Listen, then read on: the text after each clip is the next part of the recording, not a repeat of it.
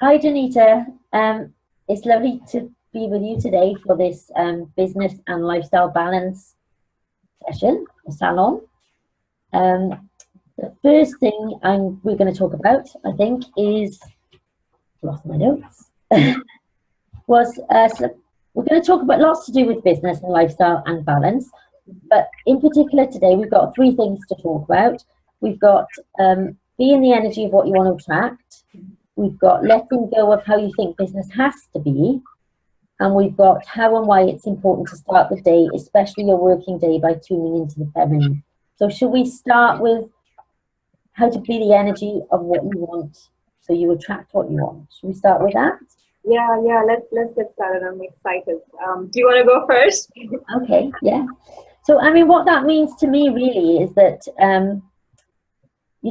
in business, sometimes we strive, don't we? And we we're not clear about what we want. So we need to be in the energy of what we want to attract, really. Sometimes we're not clear about the clients we want to attract, who they are as well. So for me, that really it's about being in flow, I suppose, and being in that place, being in flow, being in that place where you can easily attract what you want. So it's kind of being you as well, being kind of aligned. But it does. You have to be clear about what you want to attract, I suppose, first. So, for instance, in my business, I work a lot with leaders in organizations. So I want to attract leaders. So I have to be a leader. It's something that I realized a while back. If I want to attract leaders, I have to be a leader. So that's an example of being the energy you want to attract. If you want to attract kind of positive people, you need to be positive. If you want to attract, I started to, halfway through my business, I started to kind of attract people who were focused on creating things rather than focused on problems. Yeah. When I started in business, I might have been focused on helping people with their problems, and that's what I attracted, was those people. But now I'm more focused on helping people create more, and I tend to attract more of those people now. So what does it mean to you to be the energy of what you want to attract from your perspective? So my work is more around creating the lifestyle to be able to create a sustainable business and also a sustainable lifestyle while creating the business, and all these using the elements of femininity. So for me, one of the biggest things was to become in the energy of what we want to attract. Like, as you said, like we need to know what we want, be clear on that. And one of the feminine elements that I wanted to always integrate, and I always suggest, is dressing up for success. So, and when I say that, sometimes there is like kind of like a negative connotation that you need to just wear your lipstick or wear sexy clothes and just and then get on to your business. But as most of us new coaches start, we start from our home, and I think first imagining the greater version, the greater personification of who we are, so that others also see us this way and perceive us this way. So if I am in a creative mode today and I have to do some creative work today, then how would I like to dress myself and put myself in that energy? If I am a holistic healer, how would I get into that energy? Like, I need to first create for myself to be able to give it out to others and also to attract that energy back. So if you're a nutritionist, or if you are a businesswoman and stepping out of your bedroom or kitchen and getting into this new, I would say, like avatar, like create your avatar at work and step into that energy. And I think it's about infusing this kind of fun element with it, that your work is just not like 10 things to do today. And sometimes when we want to do, for me personally, like when I want to do work related to marketing and sales, which is totally not in my genius, I would say, and we are learning, and as new coaches, we don't usually have an idea of what to do and how to do. So those days, especially, I make sure that I dress up for success. Like I put myself into this avatar of how I'm feeling today. So obviously, I'm not like just wearing my pajama and sitting like, how can I get in some sales? I want to feel this businesswoman. I want to feel this. state and energy as well, isn't it? I mean, before I came on this call, I put a dress on, I put a jacket on, I put my necklace on. Yeah. I had to lie down for 2 minutes, and then I bounced on the trampoline. Yeah. Because I thought I need to get into states. I need to be in that shift the energy. I think it's an energy. Yeah. When I had a business meeting the other day, then I shifted an energy for that into more of a kind of negotiating energy, because I negotiate prices, things like that. So it is about energy, and it's about state, I think. But it's still I used to do that a lot before, but I think now I do it more. It's more flowing now. Yeah. It's more in line with who I am. Yeah. Before it was me shifting state to do things. It was hard work.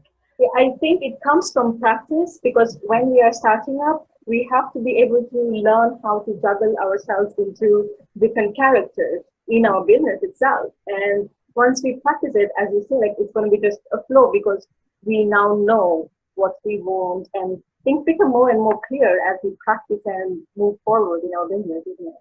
Like, I put on my necklace as well. It's like, okay, this is my exploring femininity necklace, and and it's so cool that you see, like, you're with your jacket on, and you're trying to, be here as the entrepreneurial mindset thing, and I'm here as the femininity thing, and we just bring in different elements. However, our main goal is to show these new coaches, isn't it? Yeah, yeah. So for me, it was more about shifting, and especially like days when you feel demotivated, you feel that you're not doing well or you're not good enough. Especially for those days, I think having your avatar set up to shift your energy and bring back that power in you. There's something when you just do things with yourself, that energy.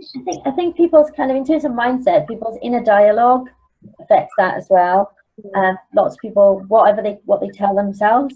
And sometimes if I want to shift in energy as well, I'll start telling myself really good stuff like, oh, this is just awesome. I'm awesome. Like, I'll do that, and I'll go, you did that. That's fantastic. Have you forgotten how far you've come? And I'll start talking to myself like that, and that'll shift the energy as well. But when you tell yourself that you can't do something, or it's not going well, then that shifts your energy down. So I think it's what we kind of tell ourselves too. I should give an example of this lady, this client of mine that I worked with, and when I told her to create her avatar of how she wants to run her business from home, she was being I think she's mother of 2 little kids, and she was running around and not in a clear headspace, and it works differently for ourselves, for each one of us as women especially. And she said that the funny thing is that every time she put on black laundry, it made her feel that very powerful and like in her power. And this was something very personal to her. Obviously, she had her clothes on, but something that she did to just make her feel that way. And I think it works differently for every single one of us, like how we want to create this avatar of the new business coach that we are yet to become. Yeah, and dressing up you do feel different dressed up, because you've done self-care, and you've taken the time to spend time on yourself. And I went out on Saturday night and I curled my hair, and I never curl my hair, but it felt good to spend that time curling my hair and put an outfit together. And I had red and black, and you felt really good to spend that time on myself, really.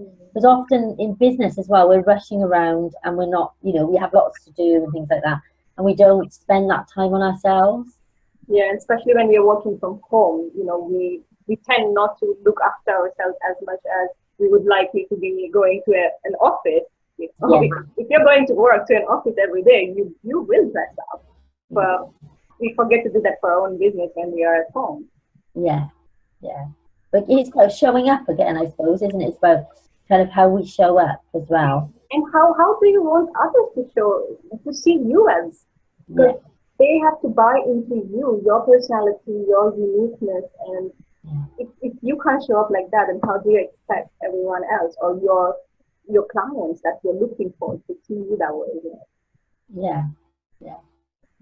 Okay. So what about letting go of how you think business has to be. Because I know for myself, you know, I kind of came out of my job, I went into my business, and I started working. You know, I said I was working 35, 40 hours a week, but actually I was probably working a lot more than that, because I was doing social media in the evenings and different things, and Skype sessions. And by 7. 7 days a week. Yeah, and then, but then after a while, you know, when you start to realize things aren't working. I mean, myself and you, we've been on Skype session when my little boy has been here, and there's been all sorts of things going on. It doesn't work very well, you know. So when you try and do too much and do it all together, you start to realize it doesn't work that well. And I used to, if I had an inquiry, I would bend and say, yeah, I'll do that, or I'd like go to them, or I do it at a time when I wouldn't be working. And these days, I don't tend to do that. I say, you know, I work between these hours. You need to, and I had a client once, and I said, you need to create the time, 60 minutes, to speak to me, because they asked, would I see them at the weekend? Would I see them at the evening? And I said, no, you need to create 60 minutes to speak to me. And after I spoke to them a few times, they said, I always remember that time that you taught me I could create time. So it actually serves other people when we sit back and look after ourselves and don't jump and bend things to fit them. I had someone this morning, and I said, I only work between these hours, so I don't know how that's going to work for you. You know, so I have to do it between those times. So I'm less likely now to kind of try and slot people in and change my balance, because I've got balance now. Change my balance to fit people. Yeah, I think it's also about having that confidence to be able to say this way, isn't it, Natasha? Because obviously when we were starting as coaches, we wanted to please everyone. Yeah. Everything in. Except yourself. Except ourselves. And this is how we burn out, isn't it? And one of the things that I've noticed is that when we set up a business, and when as a coach we set up a business, we are clear on, okay, this is what we want to do, and we are passionate about this, and we set up this business. We hire a business coach so that they can help us with, you know, the branding, the strategy, the IT, technology, and sales and marketing and everything. And we know that as we begin to step into this business, we face challenges and obstacles are like non-stop, even until this day. Like, it's ever going to be there all the time. And one thing that I see that people miss out is that working on their lifestyle bit, or the mindset bit, or their beingness of it, that will help them actually to face those obstacles, because you need to have this mindset, isn't it, to face these obstacles. So it's not only about the technical things, it's about how you overcome the obstacles and what state of mind you're in. And being an entrepreneur, it's also what I found ever. what I found was, you know, about a few, like 6 months ago, I had a few challenges over a month, and they were quite big challenges. But the more I focused on the challenges, the more challenges I got. So I thought, hang on, what's going on here? I don't want challenges, and I shifted my focus and thought, what do I want to create instead? And I started to journal what I wanted to create, and all of a sudden the challenges kind of all went away, and I started to create more, and I had a really good month that month. So whenever I find myself focusing on challenges, I shift my mindset to what I want to create. So that was a big lesson for me. Yeah, and I think the feminine is more about being. So it is so important to do the mindset work every single day, as you know, as long as you want to grow in this, you know, entrepreneurial journey. And what I think is that sometimes what we forget is taking out the being time as well. Being is important. Yeah, so you do the mindset work, which is good, but you need to also be where you want to be. And I think for the feminine, the beingness comes from infusing this play and fun part. And this is something that we miss out, especially starting as new coaches, that we have no more life, basically, isn't it? Like, no, and feeding your soul too. Feeding your soul is so important, you know. And I think that the mindset is like I think I wrote on one of these posts, the focus and the flow, because I see the kind of masculine energy is the focus, and sometimes you have to shift up into the focus and the clarity and all that. But then there's the flow, and that's more like the feminine and feeding the soul and looking after the self-care, all of that stuff as well. But I think that there's a lot. I'm learning more about feminine power as well. In that, like you said, dressing up. And someone said to me recently, he said to me a few times, get serious, senior, and sexy. Ooh. SSS. And so I've been talking about that a lot more. And actually, you know, if I want to work with leaders in organizations, then dressing up is where, you know, where I should be going, really. Yeah, I think also the beingness also brings out our creativity and our uniqueness. And while we are creating content and while we're trying to stand out from the bunch of new coaches and coaches around everywhere, I think the beingness part will give us that gift of bringing in our own creative content and really showing the passion, because that's the reason we're doing this business, isn't it? Yeah. I was yesterday I was watching an interview of Richard Branson, and he said that he spends at least 4 hours a day to play, and doesn't matter however busy his day is. Well, I assume his day is much more bigger than mine or yours. But he makes sure that he plays 2 hours of tennis, 1 hour of this, and he makes sure that he gives time to fun and play, because this is the only way he can be and just not think of work and just look after his, you know, like his well-being, the soul's call, you know, like feeding the soul, as you said, and also de-stressing. So that was quite interesting. Like, wow, 4 hours of fun. I wish I can do 1 hour a day at least. You know? I think the more you're being and the more you're present, though, the more fun you have. Mm-hmm. And I think that the kind of the striving, when you're striving and what I see a lot of online is lots of people like being visible and pushing their message out there, really. Being on Facebook 24 hours. I used to be on Facebook 24 hours till I realized I had to have a life as well. But like they're all pushing it out there. Everybody's like, there's so much noise. And you know what? One of the best ways to stand out, I think, is to slow down, be present, and then put your message out there, because it's got a total different energy to it, and it sticks out then as well. So we think that getting our message out there has to be about being fast and being quick and putting lots of stuff out there. But actually, you look at I see some big coaches, and they don't put that much out there, but when they do, it's so impactful, their posts, that it would be worth like 20 or 30 of the other quick posts, you know. So that's what I'm starting to realize that as well, I think. And when you're a new coach, you just want to kind of get as much out there as possible, but that's where you get working really hard then.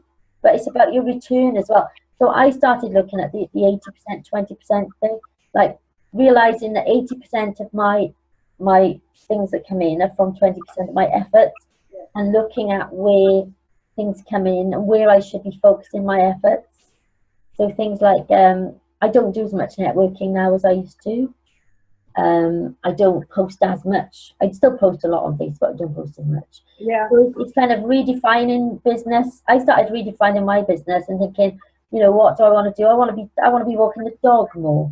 I want to be feeding my soul more. I want to be writing more. And for all that, you had to slow down and stop doing things where that wasn't bringing anything in, really. Exactly. It's like what we spoke just before the recording. The trick of the game is just not doing a lot, but slowing down, isn't it? And then since I slowed down, I've had lots more inquiries come in, lots more. Same with me. Like every time I take time off the internet and off all the work and go out and do something, you know, with my husband, and come back and there are things waiting for me to be checked, and that's kind of like a nice surprise. I like that. It's like, oh, okay. But that's being in the energy of what you want to attract again, though, isn't it? Because it's like when we go off, be present, enjoy our lives. You know, when we want to help people to enjoy their lives and businesses, when I was started as a coach, lots of coaches I hear say this. They feel like they're telling people they should be having a nice life, but they're not having a nice life. Yeah, exactly. Or they're telling people they should be having like a balanced business, but they're not having a balanced business themselves. And when you go off and you slow down and you do that, I think that you actually relay that you are actually having and enjoying what you're saying, living your life. Yeah. what you say you can help other people with. Yeah, yeah, I think, yeah, we tend to forget the very reason we set up the business, because we want to live a beautiful life, a fulfilling life, and then we just forget the life bit and then get too involved with the business. Yeah. And when I slowed down, all the all the things that I was chasing when I was striving, they showed up. You know, peace, inner peace showed up, happiness showed up. It's all showed up. Freedom showed. It all showed up. Yeah, well, trick of the game. Yeah, well, I usually ask the women that I work with. I know we are so trained to have the to-do list. Well, it's there and it helps. It helps me on my day-to-day work. But I usually ask them to schedule an hour of the being time every single day and have it on your to-do list is something that you're going to be doing. That is nothing. You know, like have this stuff and do whatever. Just stay away from your phone and your laptop and your TV and just do whatever else. Yeah, I started scheduling in journaling, so I blocked out time in my scheduler for journaling. Oh, wow. And I went to the gym the other day, so I blocked out time for the gym. Because and the thing is, when I was coaching like back before, I was kind of moving the gym to fit other things in. Yeah, exactly. So we move. Last thing to do. We don't see ourselves as important, do we? So we move stuff that's for us. But it's about kind of scheduling it in like as if it was an appointment with someone else. But really, it's an appointment with yourself. Yeah. I learned this acronym that setting up your business is you being the CEO of your business, and having a balanced lifestyle is also you being the CEO of your lifestyle, which is the chief energy officer. So you have to be managing your energy, and that means you need to take care of the CEO first to be able to do everything else in your lifestyle as well as in your business. So I think you learn that as you go along, that actually where your focus is on helping everybody else, your focus needs to be on helping yourself first and then helping everybody else. Yeah, yeah. I wanted to bring up this. I read a very interesting book, which is called The Female Brain, and they talk about, because my work is on femininity, so it's all about I want to know about female anatomy and the science behind it. And it's a really interesting thing that the masculine, when we are in the masculine, we get to burn out really quicker. And the reason is the action mode requires more testosterone hormone, which is obviously more dominant in men, is the reason they can be in the action mode and will not burn out. However, we as women have like a 1/13% less than the men, and this is the reason when we are too much in the action mode and not in the being mode, which is the innate nature of our feminine energy and of us women, then we tend to burn out, and then there is no more passion because we're tired and the life is no more interesting. So we need to also realize that we cannot run business in a masculine mode. We are not made this way. We're not geared this way. And that's why we're talking about redefining the way of doing business. And when we go down and focus on ourselves is when we see more results. And this is the way it is. Yeah. I've done that. I was in action a lot at the beginning, and I created a lot of stuff, but it was fast and it was a lot of action. You see people who are doing a lot and have lots of tasks and stuff like that, but you start to realize after a while that you're just being busy for the sake of being busy, and you're doing lots of things, but you're not, when you slow down and start being, then it is more impactful, I think. So you purposeful as well. Find that balance. Yeah, find that balance. And busy does not mean productive. No, we have this idea that if we slow down, it's like, what will we do? Lazy. Still productive, yeah. So if we move on, because I'm just looking at the time. Yeah. How and why is it important to start the day, especially the working day, by tuning into the feminine then? Yeah, so again, this all continues with tuning into the energy and attracting and redefining the way. What I suggest all the time to the ladies that I work with is to have your morning ritual of 15 minutes of something that you do before you go and do anything else. So this is a thing that you would do right after you wake up. And you can be like really flexible. The feminine is about being in the flow, and you don't have to have a strict military regime that, okay, I'm gonna do this, and this for 15 minutes, and I'm gonna start my day. However, I think people fall down with that because they doesn't work. keep it up. Yeah, because you wake up sometimes, and sometimes you are, in high energy, you're feeling good, so you may want to go for a walk or a run, and sometimes you wake up tired. Like it happens, like when we even in our cycles in the month, if you wanted to slow down, so starting your day with whatever ritual suits you on your level every day, but to give yourself this time really enhances your creativity for the rest of the day.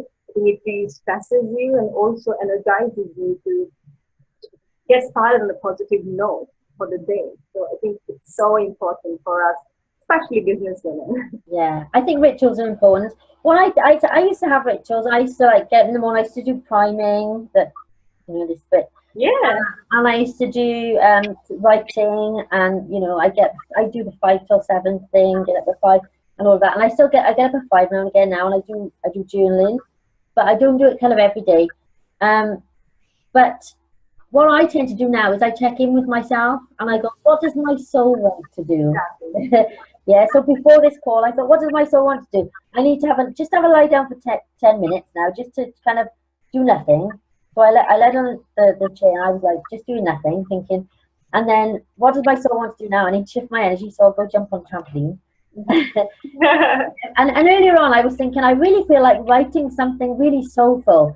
So I got my phone out and I started to write in my phone.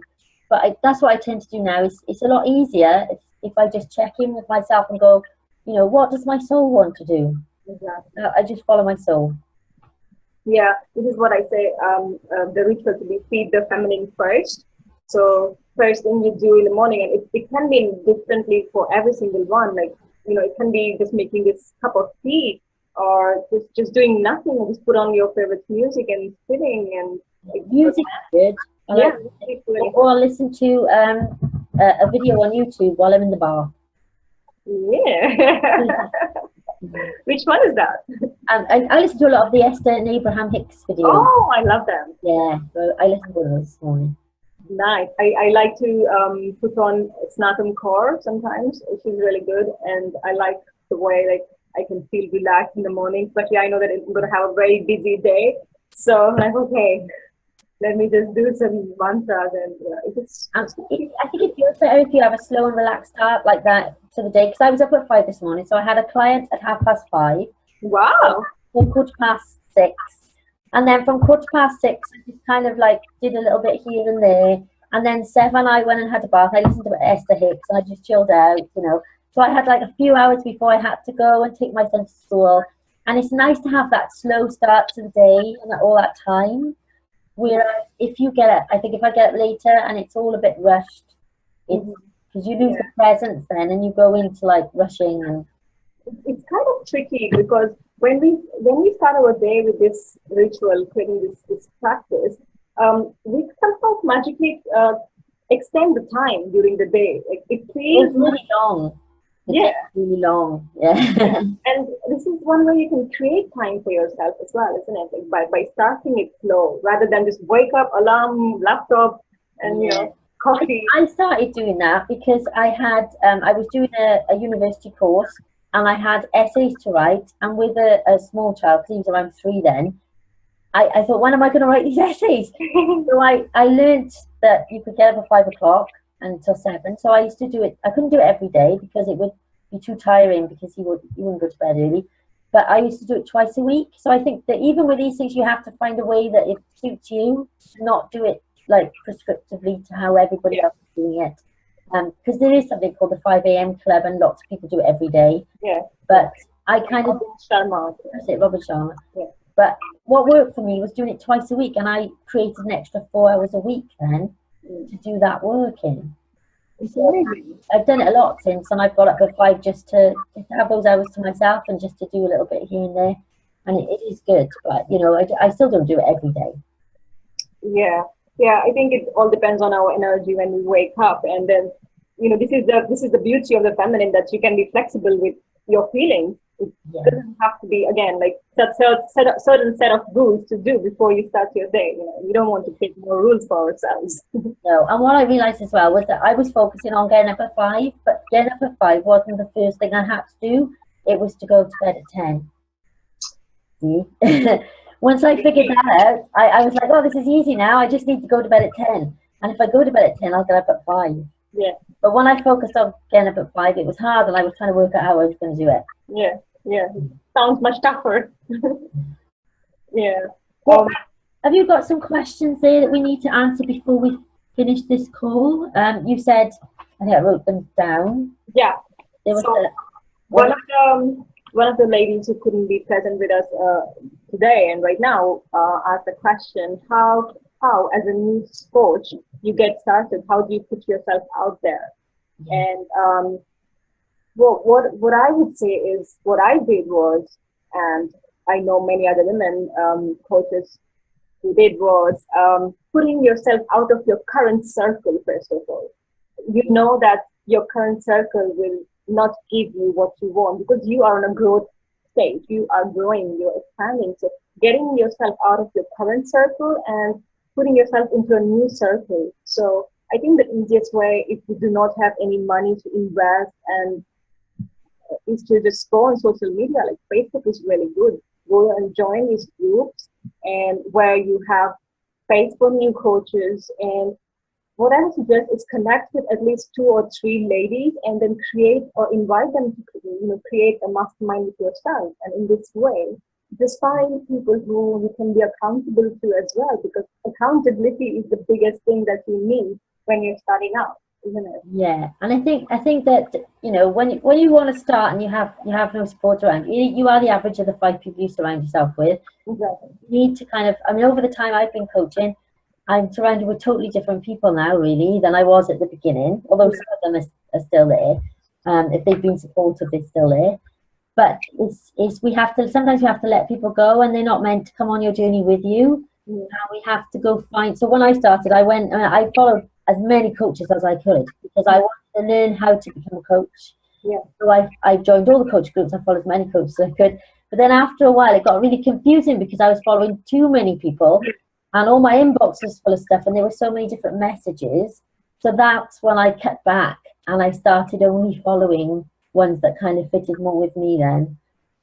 But it's important to be around positive. Yeah, I think it's your journey, and you will figure out yourself. Like me and you can only share our experiences, and it's quite true, because in the beginning we want to learn, so we just go and follow a lot of people, and then we realize that, oh, we want only this. So then we unfollow the other people, and then we just find our niche experts as well, isn't it? Finding your own way as well, because what I realized at that point was that I was following all these people, and I had to step up and lead more. So you can't be a follower and a leader. You need to be a leader and step up more and stop following everybody. And what a lot of people do, I think, is that they sign up for everything, they follow everybody, and it doesn't give them the opportunity to find their own way of doing it then. And you're just trying to fit other people. There's all these blueprints about, isn't there? Yeah.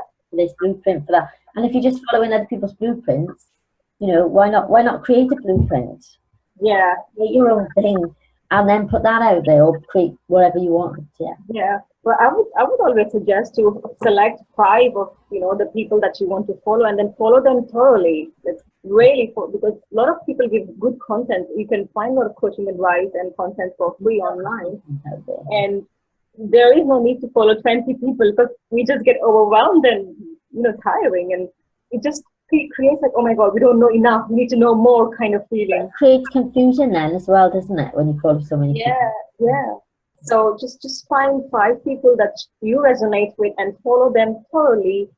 Communicate, be in their group, exchange messages, comment, and I think this is the way to get started, to get inspiration. However, to get support, I think what I did was I went and I got in touch, like how we got in touch on Facebook, and some people have become really, really good friends, like just like, hi, I do this, let's how about working together, and like you help me, I help you, and you just build your own community then, because it's all about now you building your own new world, isn't it?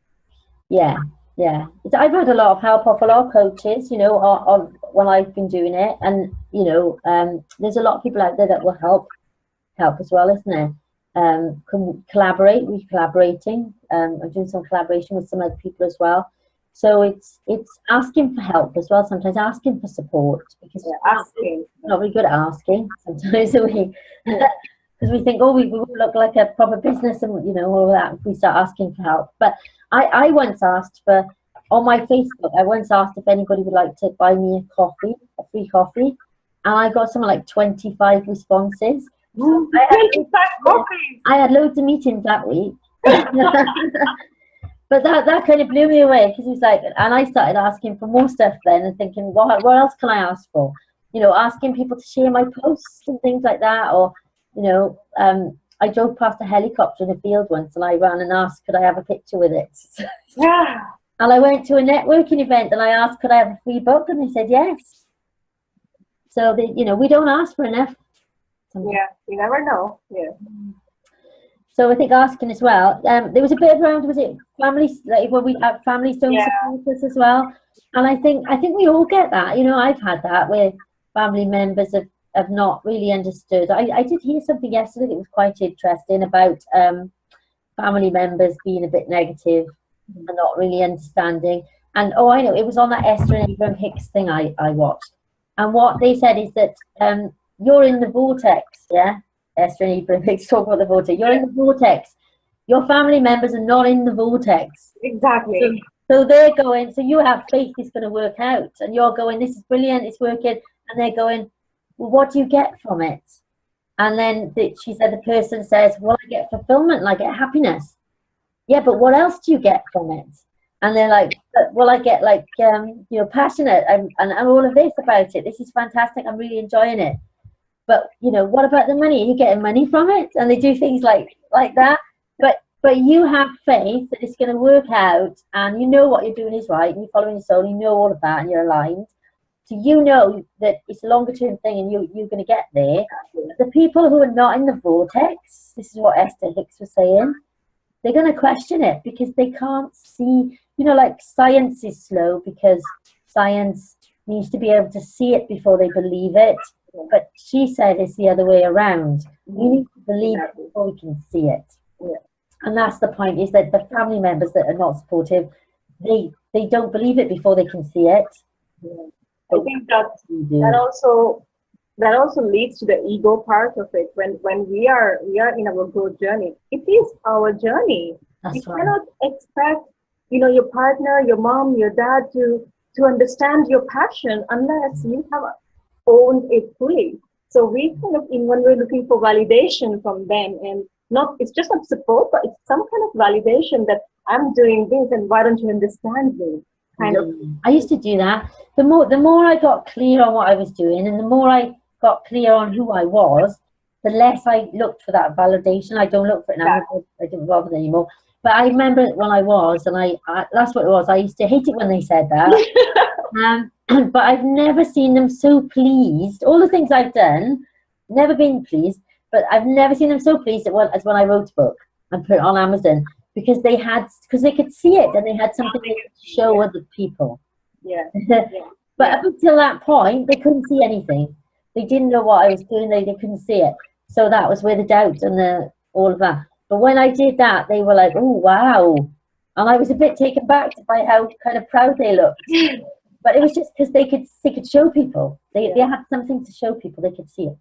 Yeah, I think it's all about developing this self-trust in your desires, in your passion, and just doing it anyway, because they will eventually follow. You know, our family will be there if they're meant to be there. You know, if you're looking at a soul level, then it's our soul's journey, and it's not there. You know, and in the way science.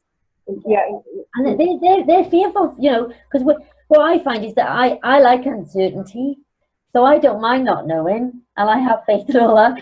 But that really scares a lot of people, having that uncertainty or not knowing, or you know, it scares people. Yeah. So they like to know. Yeah. You know, and then they feel safe. Yeah. In Indian culture, in the Vedic, language, they say that families are our biggest ashram. Ashram is like this spiritual place that you go to for your spiritual growth. So Yeah. I take it that way, that families are there to teach us the better self of our better version of ourselves. You know, they help us become, only we choose to. You know? Yeah. They mean well, don't they? They do. Yeah. Yeah. But we Most of the time. want them to understand as well, and perhaps they won't understand because it's not their journey. Yeah. It's No. not for them. Yeah. Okay, so how are we doing on time? We are, well, it's 4:20, so I think we've not had a notification that it's going to end, but it should be doing that any time. Yeah. Have you got anything else? I think we covered everything on the question front, didn't we? Yeah, we did, and I think for the people who will be watching the replay, probably we can inform about the next session, which is going to be on the 19th, isn't it? Yeah. Same time, 3:30. British Summer. What are we talking about then? Do you know? Forgotten. I have it written somewhere as well. I do have it on my phone, I think, in our conversation. But there we are. I think it was about bringing in our uniqueness to the business, or was it about That's the one. another one? Okay. I think it's. Yeah, if anyone who is listening to us or watching the replay and would like to send us a questions, then they can feel free, and we will be posting in our circle anyway. So Yeah. Any questions they can ask, and we can probably answer them online. Or you know, any questions for the next one as well, we can answer them on the next one too. Yeah. Perfect. Anything in closing? Yeah, it's been nice to talk to you today. Yay. Look forward to the next one. Yeah, we're looking forward, and yeah, I'm so excited about this Zoom thing. We can talk and record, and it's quite fun. Yeah. So I'll stop it now, shall I? Yeah. Okay, bye for now. Bye for now.